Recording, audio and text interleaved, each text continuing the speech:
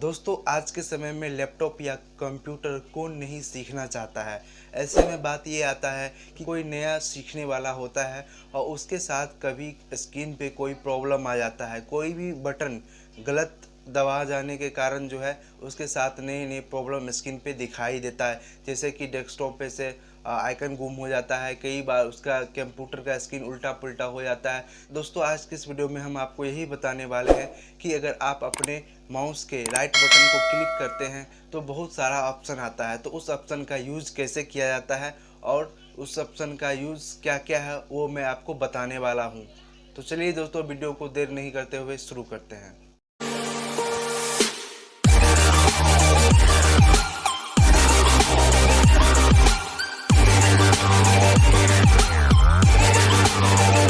तो दोस्तों हमको सबसे पहले क्या करना है, अपने माउस के राइट बटन पे क्लिक करना है। क्लिक करने के बाद सबसे ऊपर का जो ऑप्शन आ रहा है व्यू का ऑप्शन आ रहा है, तो व्यू के ऑप्शन पे हम जैसे ही क्लिक करते हैं तो हमारे सामने इस तरह का कुछ आइकन्स जो है आ रहा है लिखा हुआ। तो सबसे ऊपर में है लार्ज आइकन।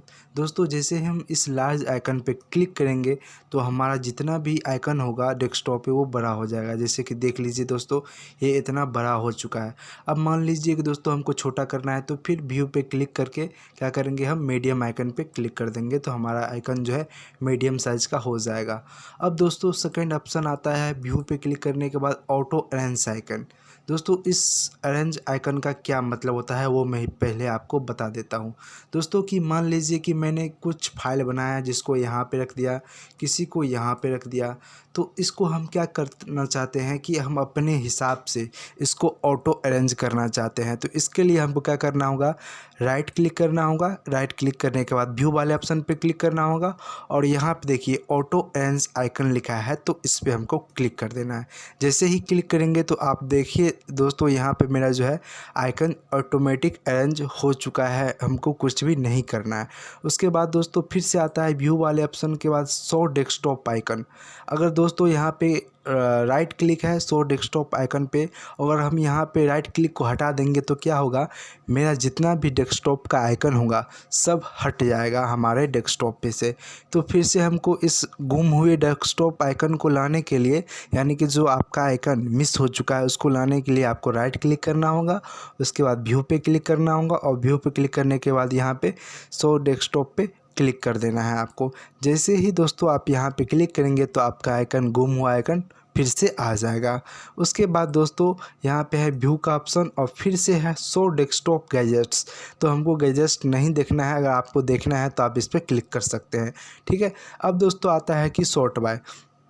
अब दोस्तों मान लीजिए कि मैंने कोई फाइल बनाया और उस फाइल को सबसे पहले क्या किया कि किसी को यहाँ पे रख दिया, किसी को यहाँ पे, किसी को यहाँ पे। तो मैं चाहूँगा कि ये जो मेरा फाइल है अरेंज हो। यहाँ पे देखिए दोस्तों साइज़ के हिसाब से हम क्लिक करेंगे तो ये मेरा साइज़ के हिसाब से हो जाएगा अरेंज। जैसे ही दोस्तों हम क्या करेंगे, यहाँ पे आइटम टाइप के हिसाब से करेंगे, इस पर क्लिक कर देंगे तो मेरा आइटम के टाइप से ये जो है अरेंज होता जा रहा है।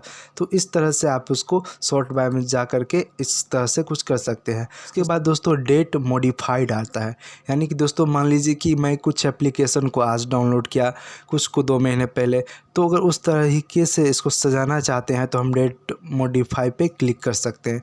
जैसे ही डेट मॉडिफाई पे क्लिक करेंगे तो मेरा ये इस तरह से अरेंज हो जाएगा। अब दोस्तों हम क्या करते हैं, अब आते हैं रिफ्रेश के बटन पे।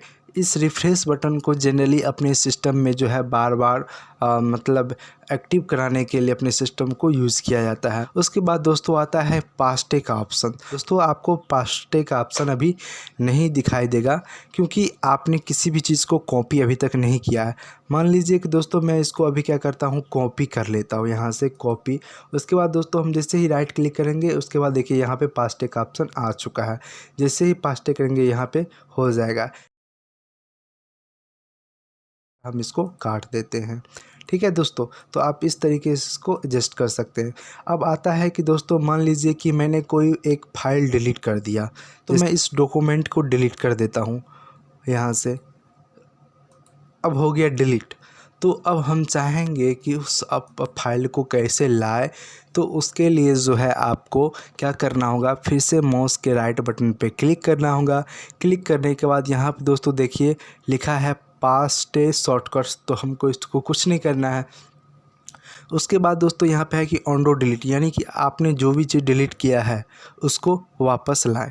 तो मैं जैसे ही आप इस पर क्लिक कीजिएगा तो आपका वो फाइल फिर से आ जाएगा, या इसका जो है शॉर्टकट की है CTRL+Z। तो मैं इस पर क्लिक कर दूंगा तो मेरा एक फ़ाइल देखना वापस आ जाएगा। देखिए दोस्तों यहाँ पे ये फाइल आ गया। तो दोस्तों अब हम राइट क्लिक करेंगे, उसके बाद यहाँ पे आता है ग्राफिक्स प्रॉपर्टीज़ का ऑप्शन। तो मैं इस पर क्लिक करता हूँ। इस पर क्लिक करने के बाद दोस्तों आपके सामने ये ग्राफिक्स जो आपका इंस्टॉल होगा आपके सिस्टम में उसका आ जाएगा। तो यहाँ पे जनरली आपको मिलेगा डिस्प्ले का सेटिंग मिलेगा, रेजोल्यूशन का मिलेगा, कलर का डेप्थ मिलेगा, रिफ्रेश रेट मिलेगा, रोटेशन यहाँ से आप कर सकते हैं, स्केलिंग कर सकते हैं। सबसे पहले मैं आपको बता देता हूँ रेजोल्यूशन का। दोस्तों यहाँ पे क्लिक करने के बाद आप अपने हिसाब से जो है इसको रेजोल्यूशन को सेट कर सकते हैं, ठीक है। तो हमको सेट नहीं करना है, आप सेट कर सकते हैं। उसके बाद दोस्तों क्या करना है, यहाँ पे आप जो देख रहे हैं कि दोस्तों उसके बाद आप रोटेशन भी यहाँ पे कर सकते हैं। मान लीजिए कि आपका स्क्रीन इस टाइप का है तो आप इस टाइप का बनाना चाहते हैं, तो इस पर क्लिक करने के बाद आपको क्या करना है, अप्लाई करना है, उसके बाद ओके दबा देना है, तो आपका जो है स्क्रीन रोटेट हो जाएगा। तो फिलहाल मैं इसको नहीं करूँगा क्योंकि मेरा जो है स्क्रीन रिकॉर्डर बंद हो जाएगा, ठीक है। अब यहाँ पे है दोस्तों स्केलिंग। तो स्केलिंग में नॉर्मल क्या होता है कि मान लीजिए क्या थोड़ा सा बड़ा डिस्प्ले है तो अपने हिसाब से यहाँ पे अगर हम मेंटेनेंस डिस्प्ले स्केलिंग कर देंगे तो ये मेरा पूरा का पूरा ले लेगा। और जब हम कस्टमाइज़ करेंगे तो हमको रेशियो सेलेक्ट करना होगा कि हमको इतना ही दूर चलाना है अपने कंप्यूटर को, तो उस हिसाब से आप यहाँ पे कर सकते हैं। उसके बाद दोस्तों जो भी सेटिंग आपको करना होगा अप्लाई पे क्लिक करके ओके दबा देना है, ये हो जाएगा। तो जनरली दोस्तों इसमें यही चीज़ देखने को मिलेगा। उसके बाद हम इसको कैंसिल कर देते हैं। अब जो अगला ऑप्शन है दोस्तों वो आता है ग्राफिक्स ऑप्शन का। तो ग्राफिक्स ऑप्शन पे बहुत सारा चीज़ होता है, जैसे पैनल फिट होता है। तो ऑलरेडी मेरा वहाँ पे आप देखे हैं कि मेंटेन डिस्प्ले स्केलिंग जो था, तो मैंने पैनल को फिट किया हुआ है। अब यहाँ पे आता है हॉट कीज। तो उसके बाद दोस्तों है ग्राफिक्स ऑप्शन में रोटेशन का।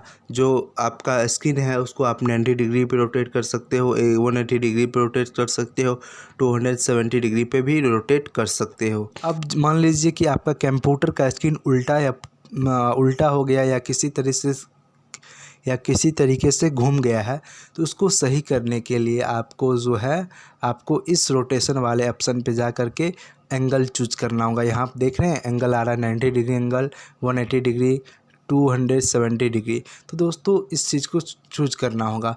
मैं इसलिए ये नहीं बताऊँगा क्योंकि दोस्तों जैसे ही मैं इसको इनेबल करूँगा तो मेरा कंप्यूटर का जो स्क्रीन रिकॉर्डर है वो बंद हो जाएगा। तो इसीलिए मैं इसको नहीं करूँगा और आपको मैं एक वीडियो सजेस्टेड कर रहा हूँ अपने आई बटन पे, आप वहाँ पे जा कर के इसका यूज़ देख लें, ठीक है दोस्तों। आप उसका जो है आपको शॉर्टकट की भी बता दिया गया है वहाँ पे।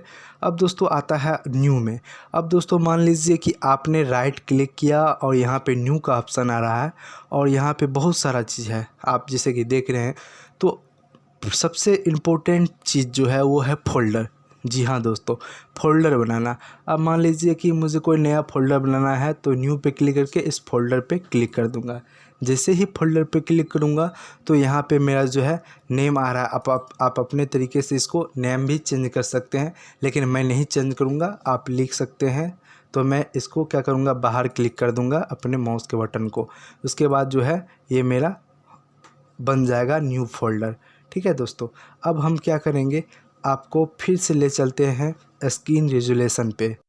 उसके बाद दोस्तों आपका आता है स्क्रीन रेजोल्यूशन। आप इस पर क्लिक करके आप यहाँ पे चले जाएंगे। वहाँ पे मैंने आपको दिखाया था ग्राफिक्स वाले ऑप्शन में, वो भी यहीं पे है। आप यहाँ पे लैंडस्केप को पोर्ट्रेट कर भी कर सकते हैं, या यहाँ से भी आप रेजोल्यूशन को फिट कर सकते हैं, जैसे कि मैंने वहाँ पे आपको दिखाया था। तो इस तरह से आप अपना सिस्टम को जो है चला सकते हैं। उसके बाद दोस्तों आता है गैजेट्स। तो गैजेट्स पे क्लिक करने के बाद आपको इस तरह का जो है आपका गैजेट्स दिखाई देगा, कैलेंडर, कैलकुलेटर वगैरह, ठीक है। तो मुझे इसको नहीं देखना है तो मैं इसको क्लोज कर दूंगा।